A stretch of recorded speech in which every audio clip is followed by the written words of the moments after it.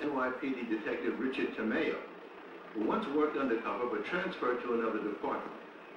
How long have you been on the force? 12 years, or 13 years on October. Okay. How much of that time did you spend doing undercover? 2.5 years. 2.5? How recently did you leave? I would say about a year ago. Can I ask why? Just to step up the ladder? It was more of a step down, very quickly. Really? Yeah, it's kind of like committing career suicide. Why? Basically, when you expose certain issues in the department or you complain, you kind of get categorized as a rat.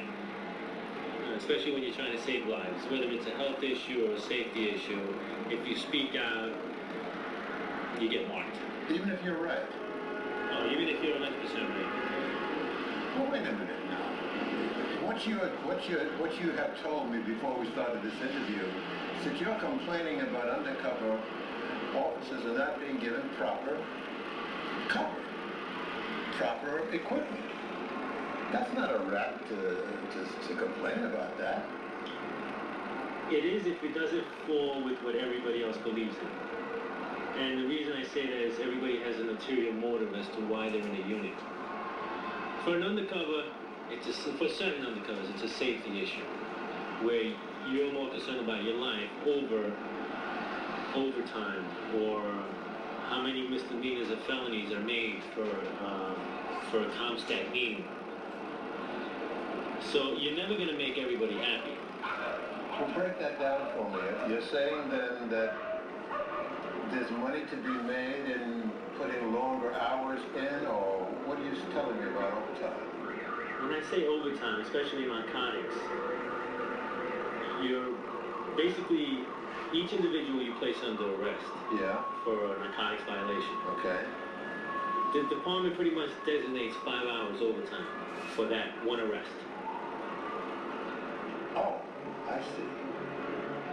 So the business at hand then becomes making as many callers as you can, because that's going to be 5 hours of overtime a throw. For the supervisors that are in narcotics, for the investigators that are in narcotics, and even to some degree the undercovers, And then for the higher ups, the brass, it would be more of how many misdemeanors and felonies are brought in. Who calls you rats? Your fellow workers who are out there doing undercover, or your supervisors? It goes, I can't say that it's just one particular rank. It goes throughout. It's not just, it could be undercovers as well. Because, like I said, certain undercovers aren't really that concerned about the safety. I mean, this issue of safety for undercovers has been around for many years, even before I got there. I guess I've been the only one to really shed light and more focus onto these issues than anybody has ever done. It's a tough fight. It's not a very simple thing.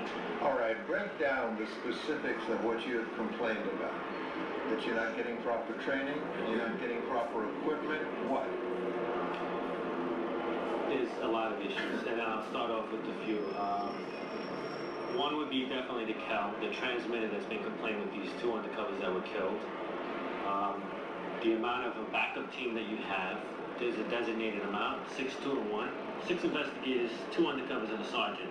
There's the minimal nation going on. Anything less is just jeopardizing the life of the undercover. Vehicles that the undercovers use, which we call them undercover cars, they're basically supposed to be used only by the undercovers. But in the department, they tend to not pay too much attention to that. And investigators use the car, sometimes sergeants use the car. It just surpassed the actual safety concerns, and it just became, if you need a car, use it. Other issues, as well as the investigations that the investigators conduct for a buy and bust operation, they're not done. It's more of get your gear and let's get out the door and get those numbers so we can make our money. Over, let's conduct a good investigation. Let's go out there and get some recon information, some information that's going to be pertinent for the undercover safety. and do a good investigation so that we can inform the undercover what's really going on in that place that they're going to walk into.